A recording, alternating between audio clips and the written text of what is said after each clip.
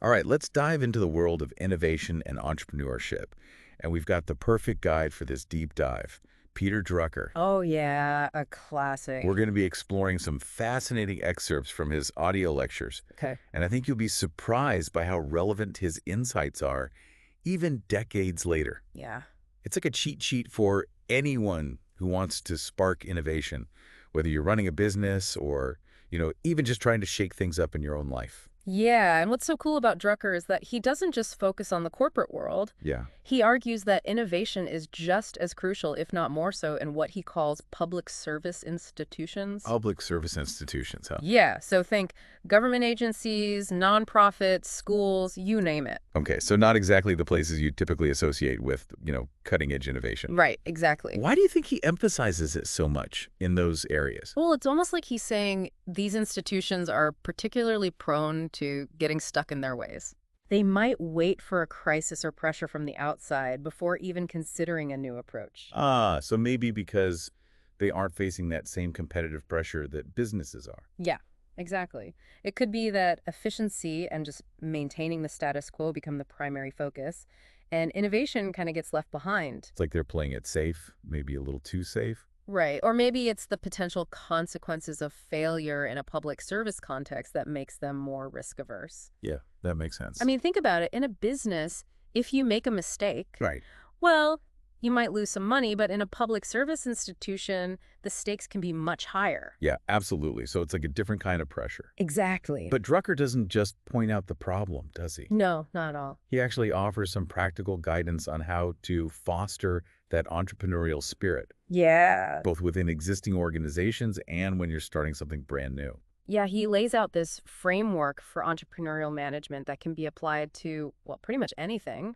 And when you think about it, new ventures are often the driving force behind economic growth. Absolutely. So understanding how to manage them successfully is, well, kind of crucial. Yeah, for sure. Now, Drucker highlights 4 key elements that you absolutely need to nail if you're starting a new venture. Okay, let's hear them. He talks about market focus, financial foresight, putting together a top-notch management team, and then how the founder's role needs to evolve over time. Wow, that's a lot to unpack.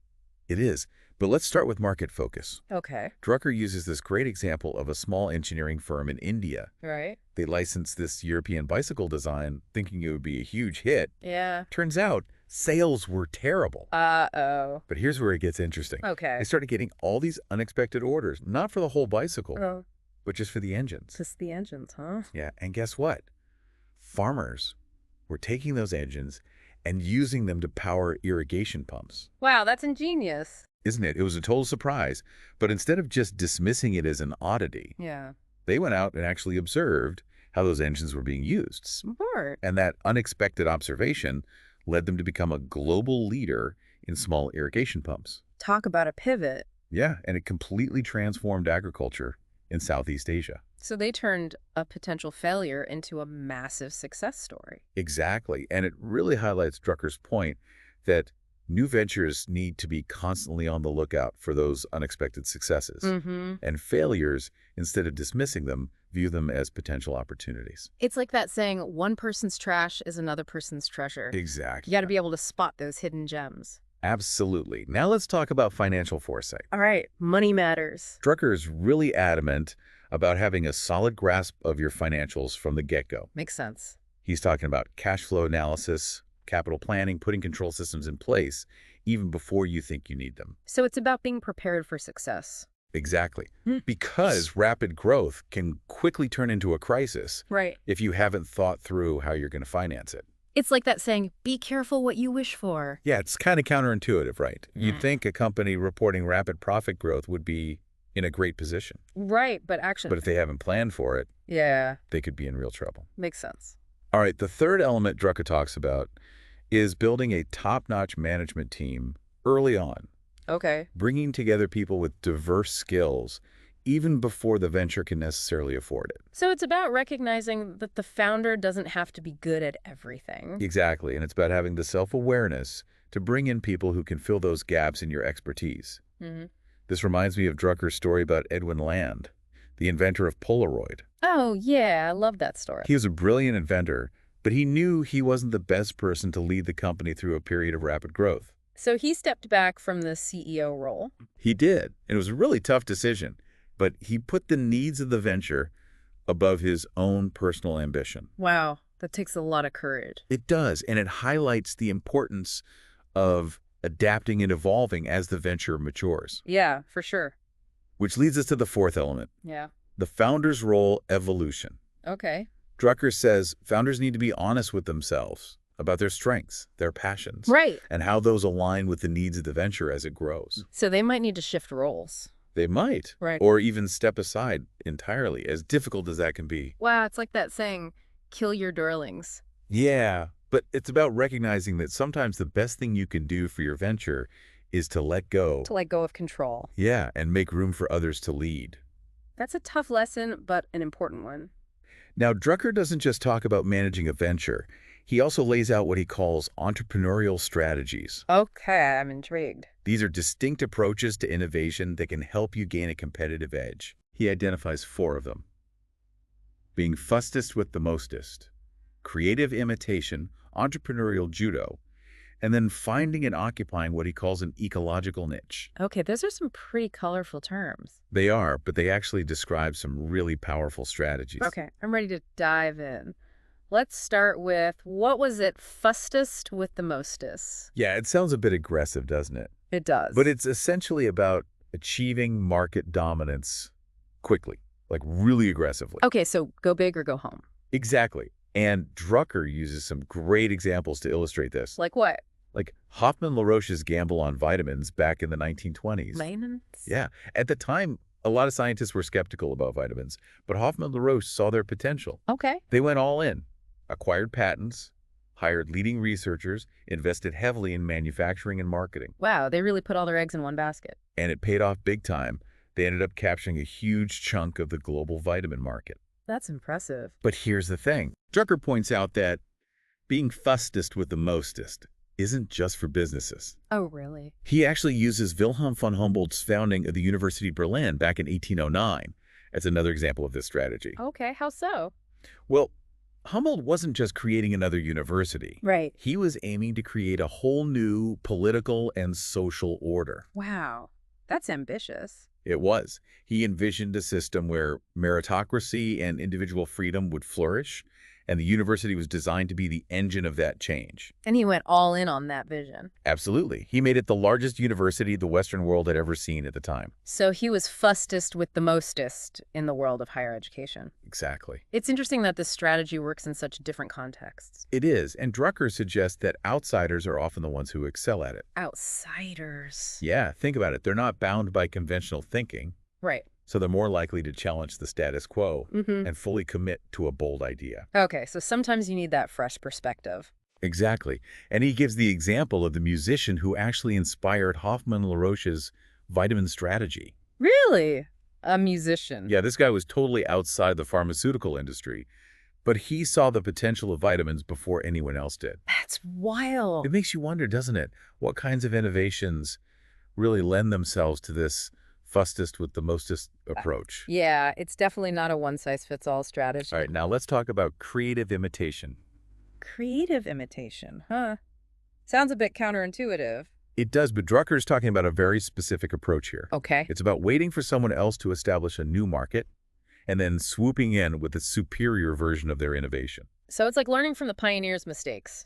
In a way, yeah, he calls IBM a master of this strategy. IBM, really? Yeah, and he points to their approach with both mainframe computers and personal computers. Interesting. They basically waited for others to prove the market and then came with a better product. So less risk involved. Exactly, because you're not entering a completely unproven market. The demand is already there. Makes sense. Like with mainframes, IBM initially focused on machines for scientific calculations. Okay. But when they saw the potential of the ENS, a computer developed at the University of Pennsylvania for business applications, Yeah. they quickly adapted the design and made it the industry standard. So they saw an opportunity and seized it. And they did something similar with personal computers. Apple was clearly onto something. Right. So IBM designed the IBM PC, which quickly dominated the market. It's like if you can't beat them, Join him, but with a twist. Exactly. It's about capitalizing on someone else's groundwork and then taking it to the next level. Okay, so it's not just copying, it's improving. Right. Think about Tylenol, for example. Tylenol. Acetaminophen, the active ingredient, had been around for ages, but it was only available by prescription. Oh, Then concerns started to arise about the safety of aspirin, right. which was the dominant painkiller at the time. Johnson & Johnson saw the opportunity and launched Tylenol as an over-the-counter alternative. Smart move. They marketed its safety and effectiveness, and boom, a blockbuster brand was born. So they reposition an existing product for a new market. Exactly. They capitalized on a shift in consumer perception. That's creative imitation in action. It really makes you think, doesn't it? How many other examples of successful creative imitations are out there? Yeah, probably more than we realize. All right, let's move on to entrepreneurial judo. Entrepreneurial judo, that sounds a bit more, well, combative. It does, doesn't it? Yeah. Think of it as exploiting the weaknesses and blind spots of those established players to gain a foothold in the market. Okay, so it's like using their size and strength against them. Exactly. And Drucker uses the classic story of Sony and the Ah. transistor radio as a perfect example. Oh, yeah, Sony.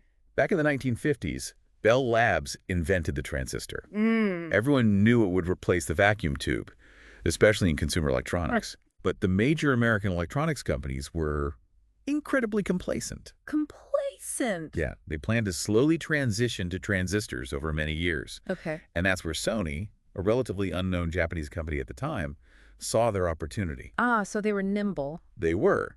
Akio Morita, Sony's president, bought the transistor license from Bell Labs for a measly $25,000. $25,000. That's peanuts. I know, right? And within a couple of years, they released the first portable transistor radio. Wow. It was a fraction of the size and cost of traditional radios. So they basically used the American company's inertia and arrogance against them. They did. Their size and slowness became Sony's advantage. That's brilliant. And it wasn't just luck. Drucker points out 5 common bad habits of established companies that create openings for entrepreneurial judo. 5 bad habits, huh? Okay, lay 'em on me. All right, first there's the not invented here syndrome. Not invented here. Yeah, it's that resistance to anything new that wasn't developed internally, like they have blinders on, even to good ideas. Okay, so they're too proud. Then there's what he calls creaming the market. Creaming the market. It's about focusing solely on the most profitable customers and neglecting other potential segments. Ah, so they're leaving money on the table. They are, and it creates an opening for competitors who are willing to serve those overlooked markets. Smart. The third bad habit is, well, resting on their laurels. Resting on their laurels. Yeah, it's that complacency that comes with past success. Ah, so they think they're invincible. Exactly. They assume it will continue indefinitely, and they fail to innovate. Dangerous.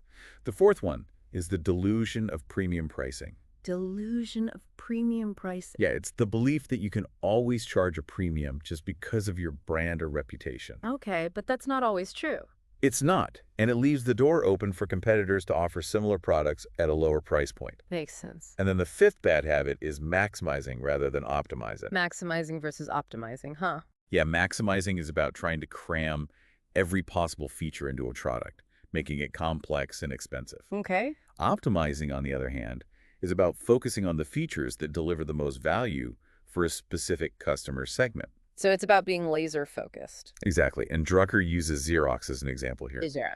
They focused their early copiers on large businesses and neglected the needs of smaller customers. Okay. That created a perfect opening for Japanese competitors who came in with simpler, more affordable copiers that were perfect for small offices. So they missed a whole segment of the market. Entrepreneurial judo is really about being nimble, opportunistic, identifying those gaps left by the bigger players and exploiting them. It often involves a degree of genuine innovation, right? Absolutely. Offering something new or different that meets the needs of a specific market segment better than anything that's already available. Yeah, makes you think. It does, doesn't it? Huh. What can those large companies do to avoid falling prey to these entrepreneurial judo tactics? That's a great question. It seems like it would require a certain level of humility Yeah, and a willingness to adapt and change, which can be tough for big organizations. like they get too comfortable. Yeah, for sure. All right, let's move on to the final entrepreneurial strategy. Finding and occupying an ecological niche. Ecological niche. It's a bit different from the previous 3. Okay. Instead of aiming for dominance, it's about achieving control within a small, specialized area. So it's about finding your sweet spot. Exactly. And Drucker describes 3 distinct types of ecological niches. 3 types. Okay, let's hear them. The first is the toll gate strategy. Tollgate strategy, huh? He uses Alkin Laboratories as an example. Okay. They developed an enzyme that was essential for a specific type of cataract surgery. All right. And once they had the patent for that enzyme, they essentially had a toll gate position. A tollgate position. Yeah, no surgeon could perform the procedure without it. So they had a monopoly. In a way, yeah, and because the cost of the enzyme was pretty insignificant compared to the overall cost of the surgery. Right. No one really questioned the price. Clever. But Drucker makes a good point. This strategy only works if the product or service is truly essential, Right. and if the market is small enough that it's not worth anyone else's time or money to compete. So it's about finding that niche that's too small for the big guys to bother with. Exactly. And then there's the specialty skill strategy. This one is all about developing a unique skill or expertise that makes you the go-to provider in a specific area. Like a specialized surgeon. Yeah, or Robert Bosch, the founder of the German automotive supplier, is a great example. Bosch. Okay. He carefully studied the emerging automotive industry in the early 20th century, Okay. and he recognized that the early automakers were mechanics, not electricians. Ah, so he saw a gap in the market. He did, and he saw the opportunity to become the leading supplier of electrical components for cars. And that's exactly what he did. Bosch built a company known for its engineering expertise in automotive electrical systems. So he became the expert in that niche. He did, and Drucker also mentions Carl Baedeker, who developed a unique skill in creating those incredibly detailed travel guidebooks back in the 19th century. Those old school travel guides. Yeah, they were so comprehensive that they became the standard. So he was like the Google Maps of his time. Kind of, yeah, and it was tough for anyone else to compete. That makes sense. But timing seems to be crucial for this strategy. Timing? How so? You need to identify the niche early on while the industry or market is still developing. Ah, so you have time to build that expertise and establish yourself as the leader. Exactly. Drucker also cautions that this approach can lead to tunnel vision, right? He does. He says that companies can get so focused on their narrow area of expertise that they miss out on other opportunities. So they're so busy looking at the trees, they miss the forest. And there's always the risk that the specialty skill could become commonplace over time. Like what happened with foreign exchange trading? Exactly. In the early 20th century, it was a specialized skill, often handled by Swiss bankers. Okay. But as world trade expanded after World War II, it became more routine. So the niche disappeared. It did. Most banks developed in-house expertise, eroding that niche. It's a reminder that even the most secure niche is vulnerable to change. Now, the third ecological niche strategy is the specialty market niche. Specialty market. Okay. This one is similar to the specialty skill niche, Okay. but instead of a unique skill, it's about having specialized knowledge of a particular market. Got it. Drucker uses the example of 2 medium-sized companies, one in England and one in Denmark, Okay. that dominated the market for automated baking ovens for cookies and crackers for a long time. Cookie ovens, huh? Their success wasn't about superior engineering. So what was it about? It was about their deep understanding of the needs of commercial bakers. Ah, so they knew their customers. Exactly. They knew exactly what types of ovens would produce the best cookies and crackers, and they designed accordingly. And they owned that market. They did. Another example is Thomas Cook and American Express with traveler's checks. Traveler's checks, haven't seen those in a while. I know, right?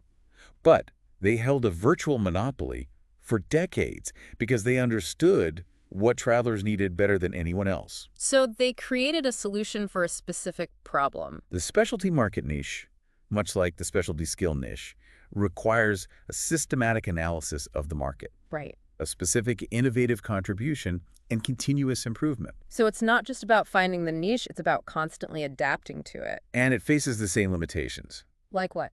The biggest threat is when that specialty market becomes a mass market. Ah, so the niche vanishes. It does, and competition heats up. Like what happened with traveler's checks and perfumes. Exactly. It's a reminder that even the most successful niche strategy has a limited lifespan. So you got to be prepared to evolve. Now, Drucker shifts gears a bit and starts talking about how companies can innovate by changing the values and characteristics of their products or services. Okay, how so? He argues that what customers actually buy isn't always what suppliers think they're selling. Interesting. Take Xerox, for example. Xerox. They revolutionized the copier market by changing the way they price their machines. Oh, okay. How do they do that? Instead of selling them outright, which was incredibly expensive, Yeah. they started leasing them and charging customers based on the number of copies made. Brilliant. It made copiers accessible to more businesses. Right. And it aligned the pricing with what customers truly valued. The ability to make copies. Exactly. So it was a true innovation, not in the technology itself, but in the business model. Precisely. And Drucker offers another great example with General Electric and their steam turbines. Steam turbines, wow, we're going old school. I know, right? But it's a great example. GE recognized that electric power companies needed more than just the turbines themselves. They also needed expert consulting to help design and operate those power plants. So they needed a whole package. They did, but GE also understood that those power companies couldn't afford to pay for those consulting services separately. Ah, so they got creative. They did. They bundled the cost of those consulting services into the price of the replacement blades for the turbines. That's clever. It's a fascinating example of how a company can change the perceived value of its products or services by thinking creatively about how to deliver that value to customers. Yeah, it's like they're not just selling a product anymore, they're selling a solution. Exactly. And then Drucker dives into this concept of delivering value to the customer, which he considers the most important innovative strategy. Most important, wow. He uses this great example of a lubricant company that sells to contractors who use heavy equipment. Okay. Instead of just selling lubricating oil, Right. they offer a maintenance program that guarantees a certain level of uptime for the equipment. So they're selling peace of mind. They are. And it's incredibly valuable to contractors because downtime is extremely costly. Makes sense. It's a perfect example of how a company can move from selling a product to selling a solution. And Drucker also mentions Herman Miller, the furniture company. Herman Miller, yeah. They make those fancy office chairs. They started with designer chairs, then moved into selling entire office systems. So they went from furniture to advising on office layout and equipment. Exactly. And Drucker points out that they transitioned from selling furniture to selling work, morale, and productivity. Wow, that's a big shift. They completely redefined the value proposition for their customers. It really highlights the power of understanding your customers' needs and providing solutions that address those needs effectively. It makes you think, doesn't it? When you make a purchase, are you just buying a product or are you buying a solution to a problem or a need? That's a great question to consider both as a consumer and as a business. Yeah, and companies need to be constantly thinking about that if they want to stay ahead of the curve. Absolutely, and that's a perfect segue into what we'll explore next. Mm-hmm. The broader societal context of innovation and entrepreneurship. Okay, I'm ready to dive deeper. Let's do it. So far, we've mainly been talking of innovation within, companies and organizations. Yeah. But Drucker takes it a step further. Okay. He actually talks about the need for a broader shift towards what he calls an entrepreneurial society. An entrepreneurial society, so it's not just about businesses anymore. Exactly. He's talking about transforming the way our whole society approaches change and progress. Wow, so it's kind of like a societal mindset shift. It is. He argues that for much of the 20th century, the focus was on creating new public service institutions to drive social innovation. So like government agencies, labor unions, universities. Exactly, but he suggests that approach isn't really enough anymore. Why not? Well, he argues that we need to figure out how to foster innovation within those existing institutions, Okay. rather than just creating new ones. But that sounds like a challenge. I mean, public service institutions aren't exactly known for being, agile and innovative. You're right, they tend to be bureaucratic, risk-averse, focused on maintaining the status quo. So how do we overcome that? Does he offer any solutions? He doesn't lay out a step-by-step plan, Okay. but he does offer some intriguing ideas. Like what? He talks about the need for policies that encourage experimentation and risk-taking within those institutions. So kind of like creating a safety net for innovation. Exactly. And he emphasizes the importance of leadership. Okay. We need leaders who are willing to challenge the conventional wisdom and embrace new ideas. Which reminds me of what he said earlier about outsiders often being better at driving innovation. Yeah. Maybe we need to find ways to bring those outside perspectives into public service institutions. That's a great point. Maybe through partnerships with businesses or nonprofits, or even just encouraging more collaboration between different sectors. It's like cross-pollination of ideas. Now, Drucker also highlights the need for social innovations to support this shift towards an entrepreneurial society. Social innovations. Yeah, things like changes in policies, programs, even cultural attitudes that help to create a more entrepreneurial environment. Okay, so it's about setting the stage for innovation. He specifically points to two areas that are crucial. Okay, I'm listening. The first is developing policies to support workers who are displaced by technological advancements. So, like helping people adapt to the changing job market. Exactly. He argues that those workers should be seen as valuable assets who need to be retrained and redeployed, not as victims of progress. That's a really important point, especially with automation and AI changing the nature of work so rapidly. Absolutely. We need to make sure workers have the skills they need to thrive in this new economy. Makes sense. The second area of social innovation he focuses on is the need for mechanisms to systematically abandon outdated policies and institutions. Okay, so getting rid of things that aren't working anymore. Yeah, it's always tough to let go of things, especially in a political context. I can imagine. But Drucker argues it's absolutely essential if we want to create a more dynamic and adaptable society. So it's about making room for the new. He uses a really interesting example to illustrate this. Oh, yeah. What is it? The lack of a central plan in American education versus the rapid growth of continuing education for adults. Okay, so one is very centralized, the other is more decentralized. Right. And despite the lack of a grand scheme in American education, we've seen incredible innovation in adult education. So it's like the market is driving the innovation. Exactly. It's largely driven by demand and entrepreneurial initiatives. So maybe the best way to foster social innovation is to create an environment where experimentation and bottom-up initiatives are encouraged. That's what Drucker seems to be suggesting. He also points out that an entrepreneurial society requires a different mindset.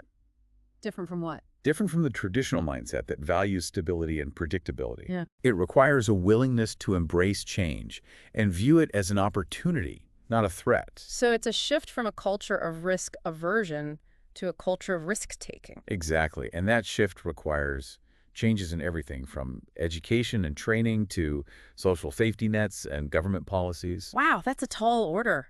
It is. But Drucker seems optimistic that it's achievable. He sees innovation and entrepreneurship as essential for building a more prosperous and dynamic society. So they're not just good for businesses, they're good for everyone. Exactly. And he believes they're the keys to solving a lot of the challenges we face. Like what? From economic stagnation and social inequality to even environmental degradation. Wow, so it's really about creating a better future for all of us. It's a vision that's both inspiring and challenging. It is. It makes you think about the role we can all play in building a more entrepreneurial society. It also raises an important question. What's that? What specific social innovations are needed to make that transition smoother? It's something we all need to be thinking about. Absolutely. Now, Drucker also talks about the role of high-tech innovation in this entrepreneurial society. High tech. Okay. He acknowledges its importance, but he cautions against putting all our eggs in one basket. So it's not just about Silicon Valley and startups. He argues that a healthy economy needs a diverse range of innovations. Okay. That means high-tech, middle-tech, low-tech, even no-tech. So innovation can happen anywhere. He even points out that many of the jobs created in the U.S. in recent decades have come from ventures that aren't high-tech. Really? He uses a great analogy to drive this point home. Okay, I love analogies. He says that trying to have high-tech entrepreneurship without a broader entrepreneurial economy is like having a mountaintop without a mountain. That's a good one. So you need that whole ecosystem to support the growth of high-tech ventures. Exactly. He also makes a really important point about the financial realities of high-tech innovation. Okay, what's that? He says that knowledge-based innovation, particularly in high-tech, often takes a long time to become profitable. So it's a long game. It is. Think about the computer industry. Okay. It didn't really become consistently profitable until the late 1970s. That's decades after the first computers were invented. Right. His point is that we need other, more traditional businesses to generate the profits and capital that can support the long-term development of those high-tech industries. So it's about balance. It's a reminder that innovation isn't just about flashy gadgets and new technologies. It's about creating a balanced and sustainable economy that can support a wide range of entrepreneurial activities. Makes sense? Now, Drucker concludes his lectures with a really powerful message. Okay, what's that? He talks about the importance of making innovation and entrepreneurship normal, steady, and continuous activities in all our institutions. So not just something that happens once in a while. Exactly. He's talking about weaving innovation and entrepreneurship into the very fabric of our culture. That's a big vision. It is. He believes this is the key to building a society that's adaptable, resilient, and capable of tackling the challenges of the 21st century. It sounds like he's calling for a fundamental shift in the way we think about progress. It's interesting that he also talks about what won't work in an entrepreneurial society. Like what? One of those things is traditional top-down planning. Ah. So central planning is out. He argues that it's actually incompatible with an entrepreneurial society. Why is that? Well, innovation, by its very nature, needs to be decentralized Okay. and responsive to local conditions. Makes sense. To illustrate this point, he uses a fantastic metaphor. Oh, yeah. What is it? He says that innovative opportunities come not with the tempest, but with the rustling of the breeze. Wow, I love that. So it's about being attuned to those subtle signals. Exactly, those emerging patterns that others might miss, It's about being on the ground, close to the action. where you can see those opportunities firsthand. Yeah, I get it. Drucker also cautions against focusing solely on high tech as the driver of innovation. High tech again. Okay. He argues that this approach is too narrow and ultimately unsustainable. Because high-tech innovations often have very long lead times before they become profitable. Exactly, and we need a mix of industries, high tech, middle tech, low tech, and no tech to create a balanced and resilient economy. He uses another great analogy here. Well, let's hear it. He says focusing only on high-tech is like trying to create a healthy brain in a dead body. Wow, that's a powerful image. You need that thriving, diverse ecosystem to support those cutting-edge innovations. What's so compelling about Drucker's arguments is that he always brings it back to the human element. Right, it's not just about abstract concepts or economic theories. He reminds us that innovation and entrepreneurship are ultimately about creating value for people. Whether that's through new products and services or social innovations that improve our lives. It's about making a positive impact.